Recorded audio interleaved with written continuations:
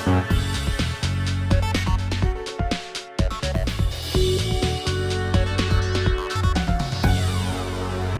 वालेकुम व्यूअर्स, मैं गुलाम दस्तगीर हूँ। आप हमारा यूट्यूब चैनल देख रहे हैं। आज हम आपको फैसलाबाद में सियासत के हवाले से बदलती हुई सूरत हाल के हवाले से बताएंगे।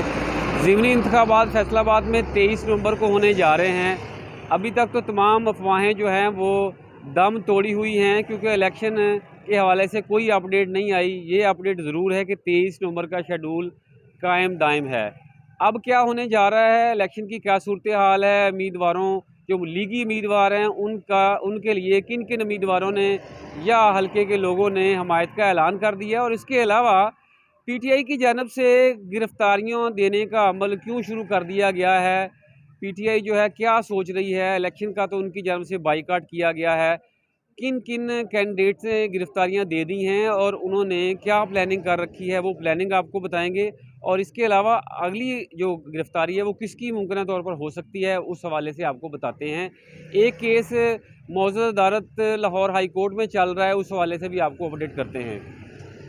व्यूज़ मैं आपको बताऊं कि फैसलाबाद के 5 हलकों NA 96, NA 104, PP 98, PP 115 और PP 116 में इलेक्शन होने जा रहा है। इस हवाले से आपको मुख्तसर में बता दूं कि जो PP 115 मियाँ ताहिर जमील का हलका है, वहाँ पर कोई मजबूत उम्मीदवार नहीं आया, जिसकी वजह से उनका इम्कान है कि वो इलेक्शन जो है वो जीत जाएंगे। इसके अलावा जो हलका NA 104 है, लीगी रहनुमा राजा रियाज के साहबजादे राजा दयानियाल वहाँ से इलेक्शन लड़ रहे हैं। उनके ख़िलाफ़ भी कोई खातर का उम्मीदवार नहीं है। शकील शाह जो PTI के साबिक़ MPA है वो दस्तबरदार हो चुके हुए हैं, और राना अदनान जावेद जो बल्दियात की सियासत के हवाले से उनका ख़ानदान मशहूर है, वो वहाँ पर मैदान में हैं। उनकी जानिब से जलसे किए जा रहे हैं, लेकिन वो जो राजा दानियाल है उनके मुकाबले में कोई ख़ास धड़ा वो नहीं लग रहा। अगले जो 3 हलके आ जाते हैं वहाँ पर सख्त मुकाबला होने जा रहा है। PP 98 से शुरू करूँ तो वहाँ पर मैं आपको बताऊँ कि आज़ाद अली तबस्सुम जो लीगी उम्मीदवार हैं वो कैंपेन कर रहे हैं, और उनके हमायत का ऐलान जो है मियाँ आसम नज़ीर की जानिब से किया गया है। चौधरी आसम नज़ीर जो नज़ीर कोस्तान फैमिली के चश्मो चिराग हैं, साबका MNA हैं, उन्होंने ऐलान किया है कि वो आज़ाद अली तबस्सुम की हमायत करेंगे। तो मियाँ फैमिली जो है उनके साथ जुड़ गई है। इसी तरह छोटे छोटे और धड़े हैं जिन्होंने आज़ाद अली तबस्सुम की हमायत का ऐलान कर दिया है, लेकिन आज़ाद अली तबस्सुम के ख़िलाफ़ 2 बड़े धड़े, 2 बड़े उम्मीदवार हैं। लेकिन आज़ाद अली तबस्सुम के ख़िलाफ़ 2 बड़े धड़े, 2 बड़े उम्मीदवार हैं जो उनको टफ़ टाइम दे सकते हैं। अजमल चीमा हैं जो साबका MP हैं, और वसीम अकरम चट्टा हैं जो शाही ख़ानदान की जानिब से नामज़द किए गए हैं।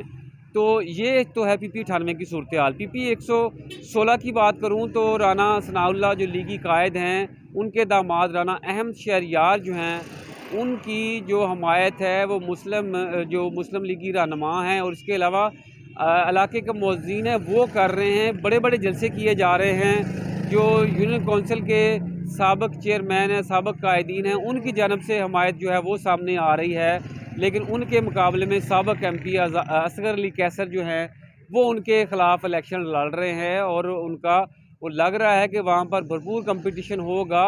और अभी तक पलड़ा जो है राना अहमद शहरयार का ही भारी है।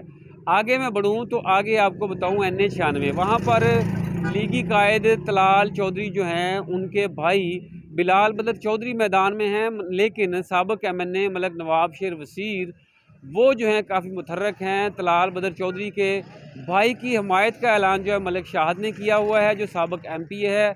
इसके अलावा चौधरी ज़हीरुद्दीन ख़ानदान जो है बड़ा धड़ा है, उनकी जानिब से भी इनकी हमायत का ऐलान कर दिया गया है। तो वहाँ पर जो औसतन ये नहीं कह सकते कि फ़लाँ बंदे का धड़ा भारी है और फ़लाँ का हल्का है। दोनों का 1 on 1 मुकाबला हमें वहाँ पे नज़र आ रहा है।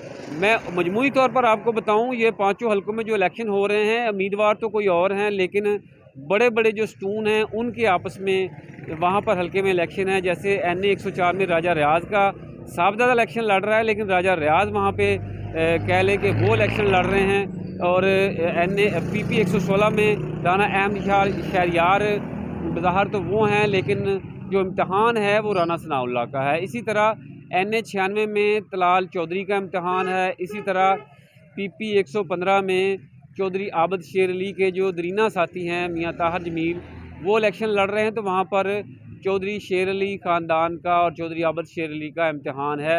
और इसी तरह PP 98 में भी वहाँ पर आज़ाद अली तबस्सुम, ज़लई तंजीम हो, ओहदेदारान हो, वो सारे उनके साथ इलेक्शन लड़ रहे हैं। तो वहाँ पर उनका इम्तिहान है। मैं आगे आपको बताऊं कि PTI ने तो इलेक्शन का बाइकाट किया हुआ, लेकिन अचानक इनको क्या हुआ है कि जो इनके अपने वोटर्स हैं और इसके अलावा शहरी हैं, उनको शदीद तनकीद का निशाना बना रहे हैं कि जब असम्बलियों में होते हैं तो इस्तीफ़ा दे देते हैं, जब इलेक्शन का वक्त आता है तो बाइकाट कर देते हैं कि धांधली होगी, सामना क्यों नहीं करते।